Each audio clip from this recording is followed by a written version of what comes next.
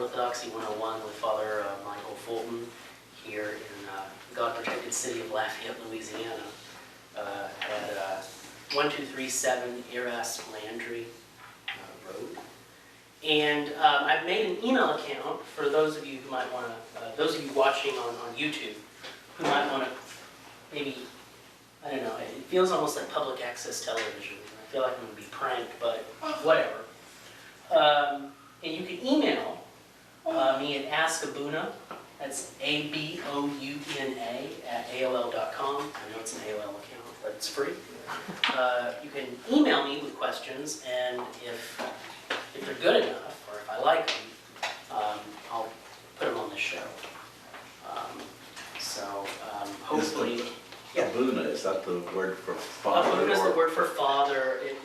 It's a word for father in Arabic. In Arabic. So since this is an Antiochian church, people right. call me Abuna, father. So, so askabuna @AOL.com. I already got 2 questions so far, just from people who have either called in or even just found my email account, either through the church's website or whatever. And there were 2 questions I thought was really good. One was, is the ecumenical council, is it proof of the fact that the Orthodox Church does not like dialogue or something, or were we trying to prevent something from happening, or were we trying to prevent dialogue, or questioning? I personally, and this is not only as a priest, not only as someone who studied theology, but just someone who is journeying into college, and has sort of been trained, I guess, to sort of think critically. I believe in questioning everything. In fact, it's one of the reasons, one of the ways that we learn. If we don't question, we never learn. So I say question everything. That's my first sort of, I guess, caveat. And the next one is that I think that the ecumenical councils are proof that the church is conciliatory, that the church is conciliar, and that the church invites dialogue. Because dialogue is what you do at a conference. Dialogue is what you do at a conference. It's what you do at a council. Right. That's my answer to that question. Second question is, what is the difference between the Orthodox view of original sin and the the Orthodox Church's view of original sin and the Roman Catholic view of original sin? So this is a pretty big question. The first question is that the Orthodox Church and the Eastern Orthodox Church and the Roman Catholic Church have differing views when it comes to this. We don't have a concept of original sin like the Roman Catholics do. There's a great book by Father John Romanides. It's titled The Ancestral Sin. And I'll write down his name.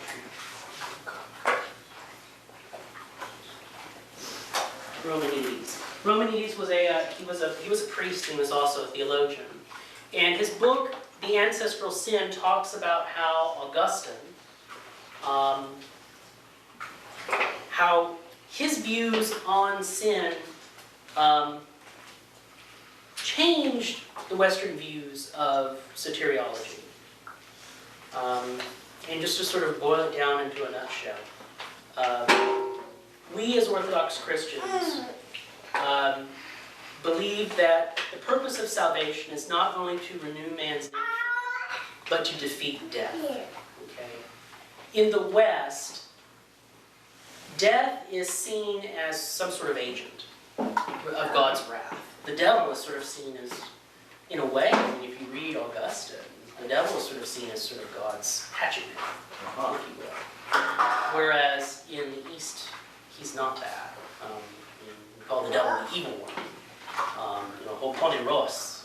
Hoponeros in Greek means deceiver. I mean, when we recite the Lord's Prayer in Greek, tu poneru, deliver us from the evil one, not just means evil one, but poneros also has this implication of sleaziness. A poneros is someone who takes a lie and sugarcoats it, makes it sweet, and serves it to you. So that's how we see the devil. Now, in the with original sin, I mean, we have what I call ancestral sin, what Romanides calls that. That our nature has been changed, it's been corrupted, our nous has been damaged. That Greek word that I keep bringing up, nous, that's how you write it in Greek. And this is either translated as mind or heart. And what ended up happening was the way that we perceived the world, the way that we perceived God, and the way that we were able to communicate with God changed. And so the wages of sin is death. And so we sort of see the whole purpose of salvation is renewing man's nature and renewing our relationship with God, making it better, and also defeating sin and the devil. Well, as I understood it, just to see if this is right, we don't think that you inherit sin. A baby is as innocent as sin.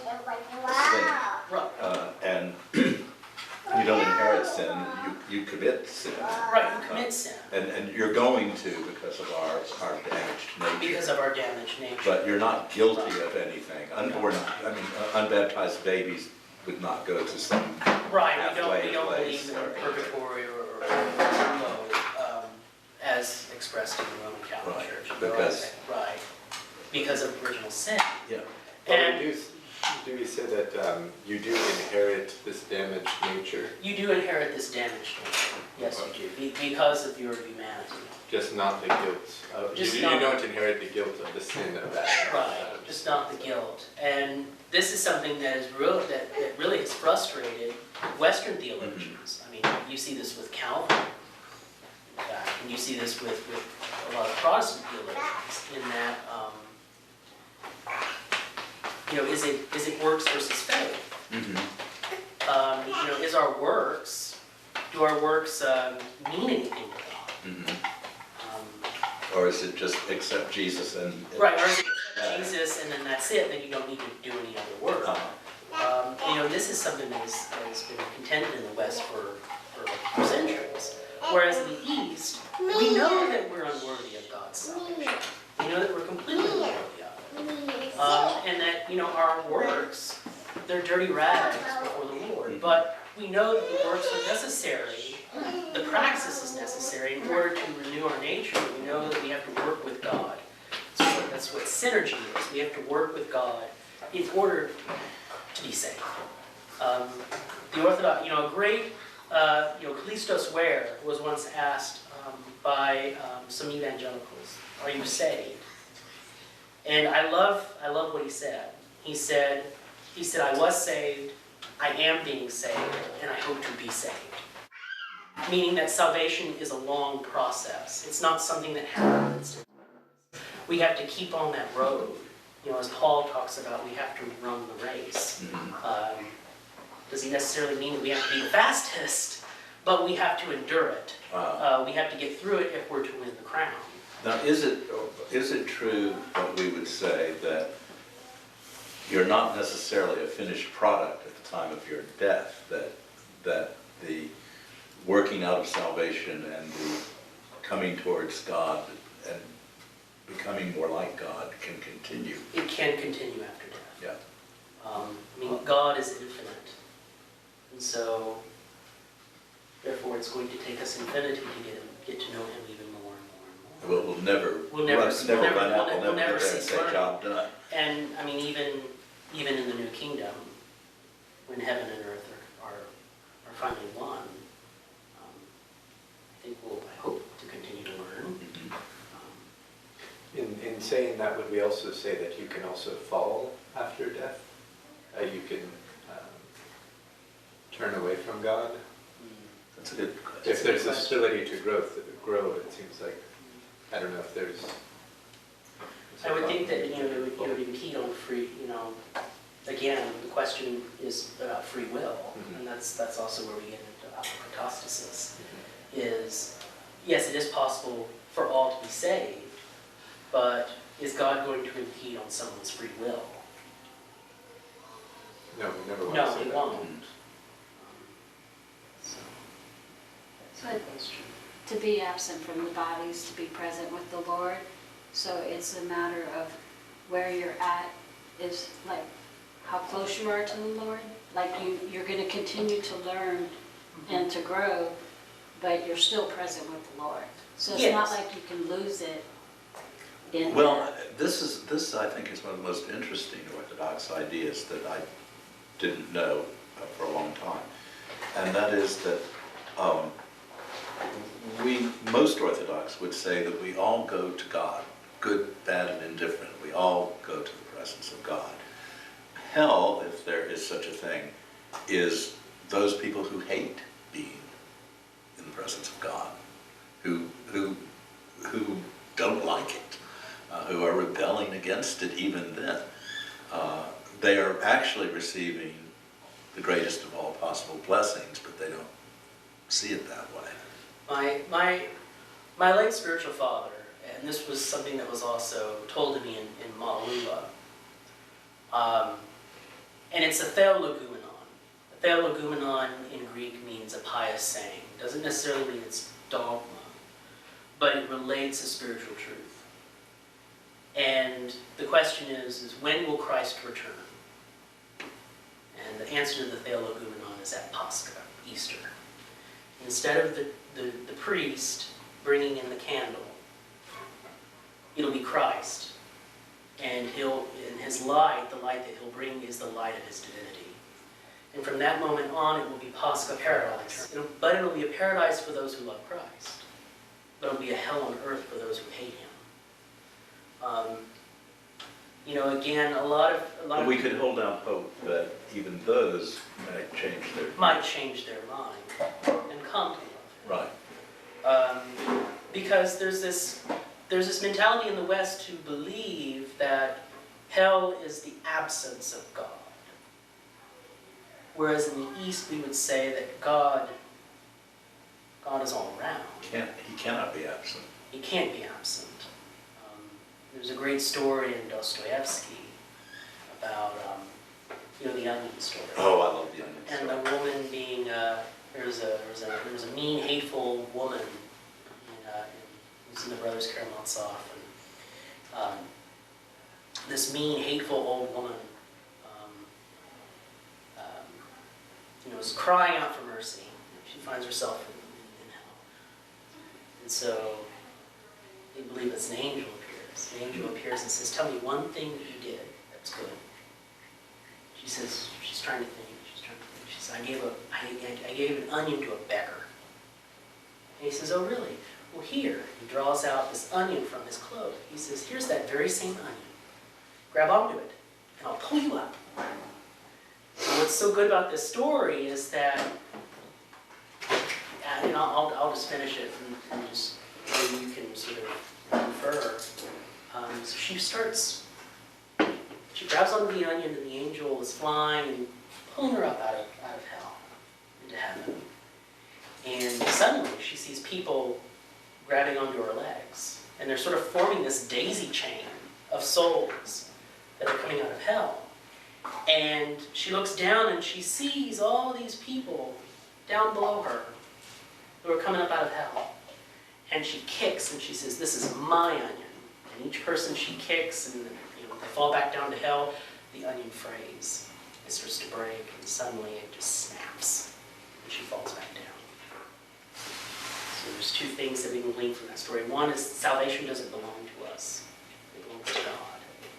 And number two, we can't be greedy with our salvation. We can't say it's, when we start to personalize things, and we can kind of do that here in the church too. This is my communion. Mm-hmm. No, it's not. This is my baptism. Big thing is, this is my wedding. That's one I always hear. No, it's not. It's not your wedding. God is doing this. God is doing this. Yeah. Your wedding is an icon of Christ and His church. Yeah. So. Philip told me once, he was accusing me of being a control freak, which is true. And he said, "You have no control. No control at all." No, we don't have any control. And it's true. I mean, I'm only sitting here because God wants me to be sitting here. It's permitting me to say. And when we come to the realization that we have no control, it's scary. It is. It's scary, and it's also liberating at the same time. And that's what I tell a lot of people. Oftentimes, either, you're just talking to them, and they're constantly anxious. It's because the present is scary for people. And, and this is what I think, Eastern Orthodoxy has a lot in common with Eastern religions, is that Orthodoxy tries to teach us about mindfulness. That, now is the time for salvation. It starts now. It's not something that's in the future. It's not something that's in the past. It starts now. And it's with each breath, it's with each passing moment that we're to, take that advantage. So, any other questions? So, Yeah. all right, today we're going to talk about Orthodox worship. And I'm hoping that next week we can start talking about salvation, because I think worship and salvation are kind of like beans and cornbread. They go hand in hand. There's a song about it. They go hand in hand. And then from there we're going to start talking about the individual sacraments. Now, in the Orthodox Church, here's a hint, I guess, or here's a question. How many sacraments are there? Good question. Okay, in Catholicism, how many sacraments are there? 7, okay? We don't have a number for our sacraments. Yeah, we don't have. Because we count other things as sacramental. And even sacrament doesn't really quite explain the worship of our church. Mystery explains it better. Well, I'm glad you said that, because I think that is one of the big differences between the culture of the two churches. Correct. The Roman Catholic Church wants to explain everything and have it all worked out in detail. And we often say we don't have an answer for that, because it's a mystery. It's a mystery. We embrace mysteriousness. Right. And we don't think that our minds can think God's thoughts, if I can put it that way. Right, and this is another thing I wanted to add to the original sin question and discussion, is that the not just the juridical, but I think, and I don't want to call it the scholastic, but I think trying to make logical pathways, Mm-hmm. I suppose. It's sort of been to the West's detriment. And I think we're sort of seeing the effects of this now, because that sort of led into Enlightenment, and into the thinking of the Enlightenment, where we don't necessarily need God, but we need logic. We can figure it all out. We can figure it all out. Using reason. And it's and I love Thomas Jefferson, but Thomas Jefferson said something that as long as men are good and men are capable and intelligent and informed, that they can have suitable governments. Mm-hmm. Well, he also wrote his own version of the New Testament, with all the miracles taken out. But people on a mass scale don't act like that. No. And that's the problem. And we sort of see that happen, with communism, where we're supposed to have this grand society where everyone was supposed to take care of everybody. And now we're in the postmodern era, where we're sort of seeing that, well, the Enlightenment didn't really work, so where do we go now? Yeah. So does this mean the Orthodox don't use logic nor reason? No, we use logic and reason. We use logic and reason. But we also know that God sometimes works outside of human logic and reason. Again, it's with Islam. Islam has a big problem with this, in that they believe that it's impossible, and they're getting it from Platonism, that it is impossible for a God to become a human being. And I've had discussions with Muslims, and they've told me, they've said it is absolutely impossible. And I said, well, wouldn't that make God not God? Because he would not have the ability to enter into his own creation. He's not omnipotent, if that's the case. If he's bound by the laws of logic, then then he's not God. Right. So the laws of logic, like the laws of mathematics, are actually quite arbitrary. We define 2 + 2 is 4 because we define those words. I mean, this is something that Kierkegaard gets into. I don't know if you've read Kierkegaard, but you have the ethical and the teleological, essentially. And for Kierkegaard, what I guess crystallized that or symbolized that was Abraham being asked by God, go and slay your only son Isaac, which is an unthinkable thing. And in fact, Abraham, Abraham didn't protest, but this was something that was promised by God. God promised Abraham that he would not only have a son, but he would be the father of all, he'd be the father of nations.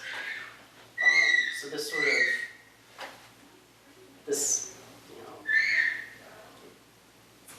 the whole teleological suspension of the ethical is that God is going against that, and just sort of by his own rule, going against his own ethics, or at least not his own ethics, but the ethics sort of set down by man. The human understanding. The human understanding, that I'm doing this because, I'm telling you to do this because I'm God. Now go get your son, and go tie him up and put him on this rock, and get ready to kill him. And that's, that was something that was really scary for Kierkegaard. If we were told by God, would we do that? I'm pretty sure I wouldn't. Yeah. There's a Jewish saying that Abraham was not as smart as Moses, because Moses debated with God. Moses complained. Moses said, "No, I can't do that. I can't talk that well, God. Send Aaron. Aaron can talk better for me." But Abraham just was like, "Yes, Lord. Yes, Lord." Moses questioned. He was like, "Well, why am I doing this?" So, yeah. So, It does, yes, thank you. yeah. Okay, so Orthodox worship. Hopefully this will lead us into going into the sacraments, as well as going into salvation. But before we get into worship, I think we need to talk a little bit about the nature of God, and we need to talk a little bit about the nature of man. Okay. So regarding God, the Orthodox Church teaches that we know about God. Why do we know about God? Because He's revealed Himself to His creation. It's like we sing in Orthodox every morning. God is the Lord who has revealed Himself to us. Blessed is He that cometh in the name of the Lord. We know about God because He's revealed Himself to us, and that He's revealed Himself in the penultimate self-revelation of God, which is the person of Jesus Christ. It was the promise and the expectation of the Old Testament. Now, man. What is the scientific name for man? The species. Homo sapiens. Homo sapiens sapiens. I know it's word. And he said that man is a liturgical animal. In fact, he called man Homo orans. Orans coming from the Latin meaning to pray or to supplicate. And that if man does not have a liturgical outlet, he will find it in other things. He will find that outlet in other things. And liturgy meaning, you want to know where the word liturgy comes from? It originally meant work. It means, ergi, meaning like ergonomics, work. And then this comes from the Greek word for people. Okay, so literally it means work of the people, or people work. Okay, work of the people. And this work of the people, this work of worshiping together in order to not only gain an understanding of God, but to be close to Him, is something that is deep within man. Other philosophers of religion have called this transcendence. And if man does not have a liturgical outlet, he will make. لست أقول سرك لآن